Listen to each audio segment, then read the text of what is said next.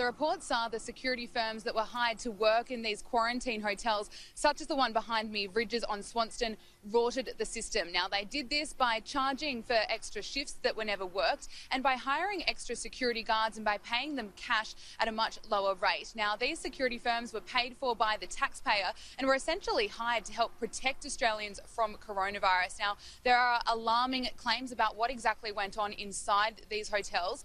The Herald Sun reports that security guards were sleeping with guests inside their rooms. These guests were ordered to quarantine or to isolate because of coronavirus. There are also reports that security guards were wearing PPE for more than 8 hours without changing them, that some staff members were only trained for a couple of hours on infection control, and some security guards were caught sleeping on the job. There are also reports that families were allowed to run between rooms to play card games with one another. Now, we do know that at least 50 cases of coronavirus can be traced back to these hotels because of these breaches, and an inquiry has now been launched. Here's what the Health Minister had to say.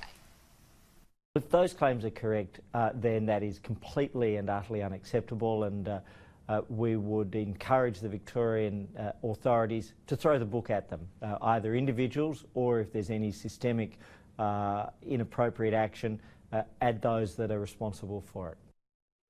These quarantine measures weren't set up as a bit of a laugh. They were set up to keep Australians safe. The fact is that private security firms are used for a range of measures that shouldn't be. Beyond the capacity of these firms are responsible if it's the case that they breached essentially what's a contract. Gabriella, we've got these suburbs in lockdown, 10 postcodes, more than 30 suburbs, and police are patrolling the area. That's right, Tom. It's lockdown 2.0 for 10 of Melbourne's suburbs. Residents in these areas cannot leave their home unless it is essential. Police are right now patrolling the areas. They'll be conducting random spot checks on cars to find out exactly where drivers are going. I understand roadblocks have just been put up and police will be interviewing drivers to make sure they have a valid reason for leaving their home or their suburb. Now, sadly, almost 11,000 businesses that have only just been able to reopen have had to once again shut their doors, and some fear that they won't be able to survive this second lockdown. Here's what the Treasurer had to say about that. The three-stage process for easing those restrictions will see about 850,000 people get back into work and around $9.4 billion a month added to the economy. Victoria is about a quarter of those gains.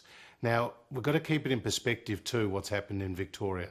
We're talking about 10 postcodes being locked down, just over 300,000 people out of a state of 6.4 million people. 73 new cases of coronavirus was recorded in Victoria yesterday. Tom, we are standing by to get today's numbers.